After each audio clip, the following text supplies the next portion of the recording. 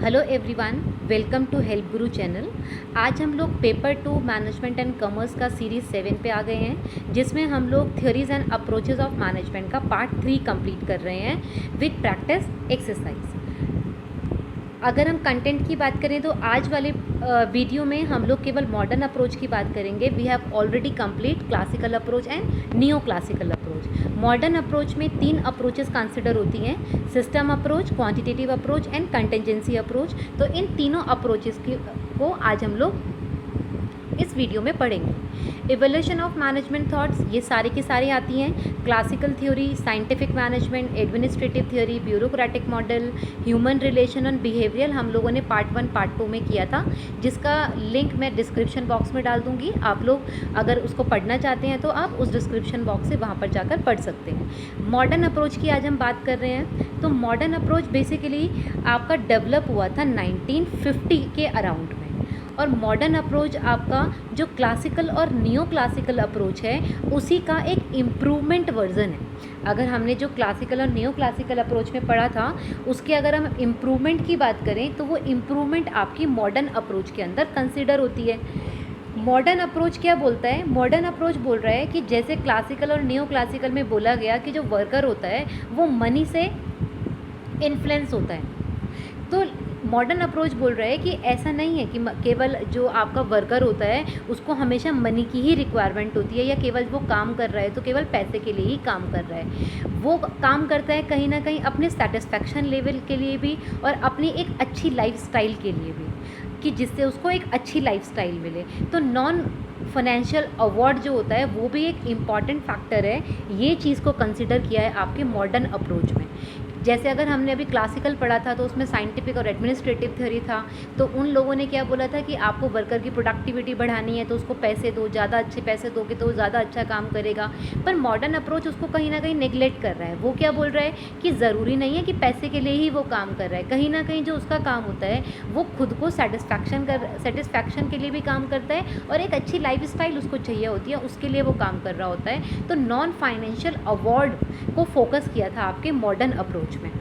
Modern management theory refer to emphasizes the use of systematic mathematical technique. अब modern approach के अंदर कौन कौन सी चीज़ों को एम्फसाइज किया गया कि आपको सिस्टमैटिक मैथमेटिकल टेक्निक को यूज़ करना चाहिए, एक सिस्टम को यूज़ करना चाहिए, सारी चीज़ों को एनालाइज करना चाहिए, और उसके बाद देखना चाहिए कि मैनेजमेंट और वर्कर के बीच में कैसे इंटर रिलेशनशिप आ रही है, और उसके अकॉर्डिंग सिचुएशन जैसा आपको बोले उसके अकॉर्डिंग आपको एक्शन लेना चाहिए। तो मॉडर्न अप्रोच ने बेसिकली जो फोकस किया था वो सिस्टमैटिक मैथमेटिकल टेक्निक्स के ऊपर किया था, ऑपरेशन मैनेजमेंट के ऊपर किया था, और एक सिस्टम के ऊपर किया था कि जो भी काम होगा वो एक सिस्टम के अकॉर्डिंग होगा, जिसमें आपको चीज़ों को एनालाइज भी करना है और आपको समझना भी है कि मैनेजमेंट और वर्कर के बीच में किस किस एस्पेक्ट्स को लेके कौन कौन से इंटर रिलेशनशिप होती है।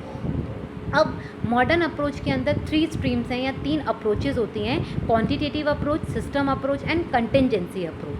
क्वांटिटेटिव अप्रोच क्या बोलता है? इसको हम ऑपरेशन रिसर्च भी बोलते हैं, और जैसे इसके नाम से ही पता चल रहा है ना, क्वांटिटेटिव, यानी कि ये जो भी चीज़ों की डिस्कशन करेगा वो ये क्वांटिटेटिव मेथड्स के ऊपर फोकस करेगा, ये क्वांटिटेटिव टेक्निक्स को फोकस करेगा किसी भी मैनेजमेंट प्रॉब्लम को सॉल्व करने के लिए।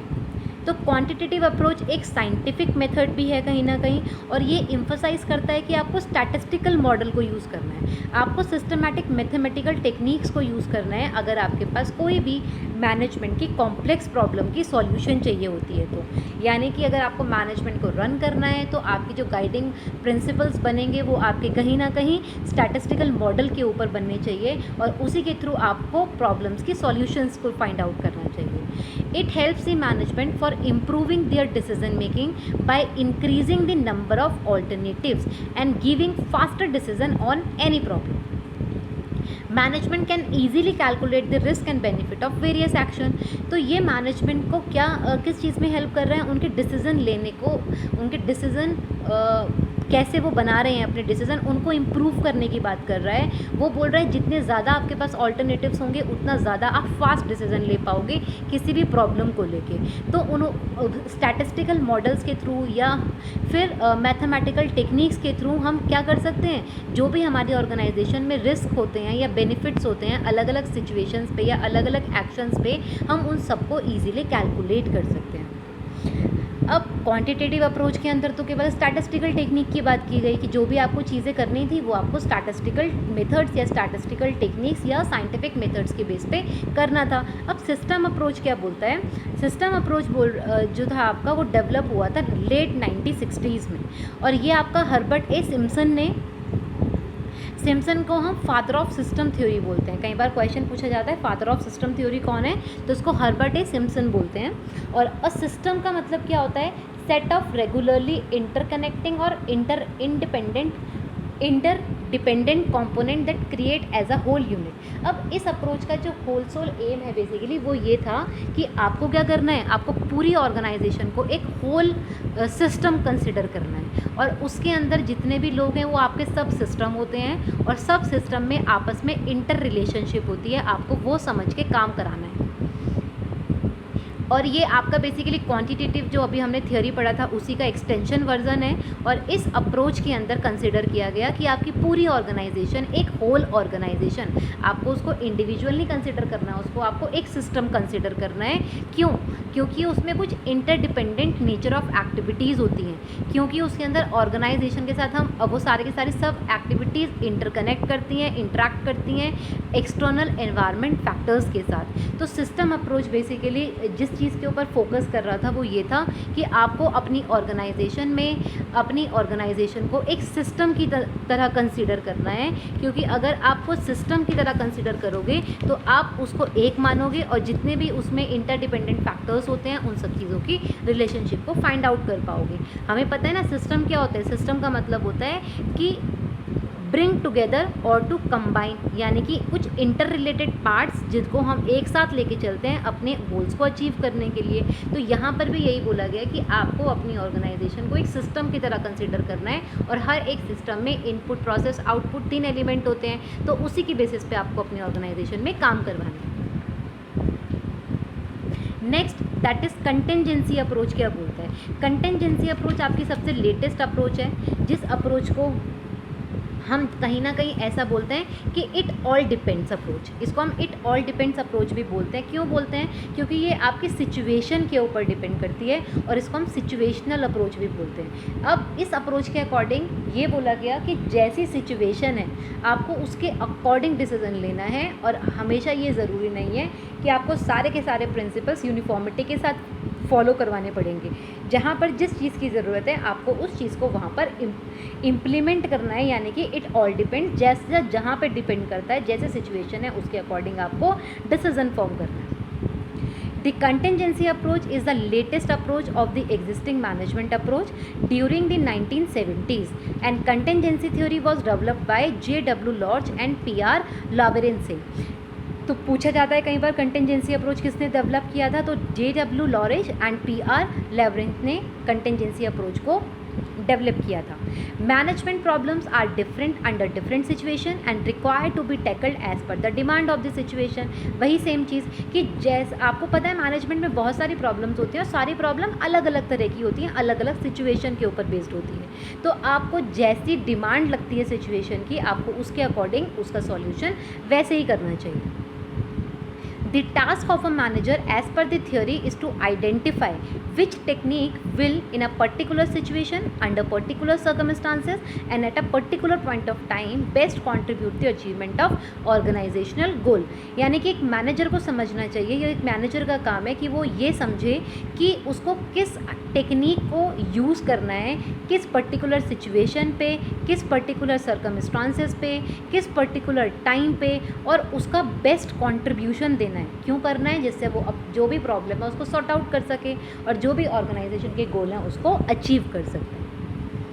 Contingency approach, also known as situational approach, or in 1980s it is recognized as a key to effective management. और this approach accepts the dynamics and complexities of the organization and organization is affected by its environment. क्यों? क्योंकि उन्होंने बोला कि इसको situational approach भी क्यों कह देते हैं, क्योंकि हमें पता है कि environment factors जो होते हैं वो हमारी organization को affect करते हैं और वो अलग अलग situation पे अलग अलग तरीके से affect करते हैं. तो इसीलिए हम situational approach भी बोल रहे हैं कि situation के अकॉर्डिंग जैसा ठीक लगे आपको उस हिसाब से टेक्निक्स यूज़ करके उसको बेस्ट ऑल्टरनेटिव डिसीजन फॉर्म करना है.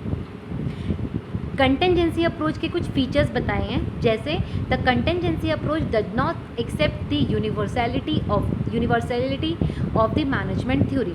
अब वो जैसे हमें मैनेजमेंट थ्योरी में पता था कि हम अगर 14 प्रिंसिपल्स एक साथ लगा रहे हैं या हम लोग 5-6 प्रिंसिपल्स की बात कर रहे हैं, तो कंटेंजेंसी अप्रोच उस सब चीज़ों को एक्सेप्ट नहीं करता. वो कह रहा है हर एक जगह पर आप मैनेजमेंट थ्योरी को इम्प्लीमेंट नहीं कर सकते हो. कोई यूनिवर्सल नहीं है कि आपको हर जगह लगाना है. जैसे सिचुएशन है उसके अकॉर्डिंग आपको उसको लगाना पड़ेगा. Managerial policies and practices to be effective must adjust to changes in environment. यानी कि फिर सेम वही चीज़ कि जैसे जैसे एनवायरनमेंट में चेंज होगा आपको उसके अकॉर्डिंग ही मैनेजमेंट पॉलिसीज एंड प्रैक्टिसेस को यूज़ करना. It should improve diagnostic skills so as to anticipate and ready for environmental change. और ये कैसा काम करने के लिए होता है, आपको डायग्नोस्टिक स्किल्स आने चाहिए. अगर आपके डायग्नोस्टिक स्किल्स हैं आपके अंदर, तब आप क्या कर सकते हो, आप किसी भी एनवायरमेंटल चेंजेस को एंटिसिपेट कर सकते हो, उस सब चीज़ों को आइडेंटिफाई कर सकते हो कि यहाँ पर आपको कौन सी पॉलिसीज़ या कौन सी प्रैक्टिसेस को इम्प्लीमेंट करना है. Managers should have sufficient human relation skills to accommodate and stabilize the changes, and this approach take a realistic view in management and organization. Obviously, क्योंकि ये आपकी realistic view को दिखा रही है. इस अप्रोच के अकॉर्डिंग हम एक रियल व्यू को फेस कर पाते हैं ऑर्गेनाइजेशन या मैनेजमेंट के. इसीलिए ये मॉडर्न अप्रोच लेटेस्ट अप्रोच है जो सबसे ज़्यादा फोकस की जाती है, क्योंकि ये उस बात जो एक रियलिटी होती है कि एनवायरमेंटल फैक्टर्स हमारी ऑर्गेनाइजेशन को अफेक्ट कर रहे हैं, तो जैसा आपको जिस सिचुएशन पे एनवायरमेंट फैक्टर अफेक्ट कर रहा है उसके अकॉर्डिंग वैसी आपको पॉलिसीज़ बनानी है. तो ये आपके रियलिस्टिक व्यू को शो कर रही है. तो ये आपके कुछ फीचर्स ऑफ कंटेंजेंसी थ्योरी थे. तो आज की क्लास के लिए हमने तीनों थ्योरी पढ़ लिया है, जिसमें हमने पढ़ा है एक क्वांटिटेटिव जो आपकी किसके ऊपर बेस्ड था, क्वांटिटेटिव आपके बेस्ड है स्टैटिस्टिकल टेक्निक्स के ऊपर बेस्ड. दूसरा हमने सिस्टम अप्रोच देखा कि आपको पूरी ऑर्गेनाइजेशन को एज ए होल सिस्टम समझना है. और कंटेंजेंसी अप्रोच क्या बोल रहा है, कंटेंजेंसी अप्रोच बोलता है कि जैसी सिचुएशन है, जैसी आपको रिक्वायरमेंट लगती है, उसके अकॉर्डिंग आपको क्या करना है, डिसीजन फॉर्म करना है. That is contingency approach.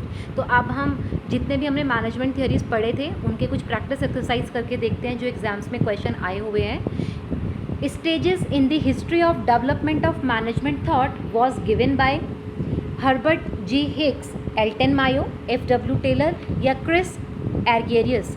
तो ये आपका जो स्टेजेस की बात कर रहे हैं ना, बेसिकली वो स्टेजेस आपका दिया था हर्बर्ट जी हिक्स ने.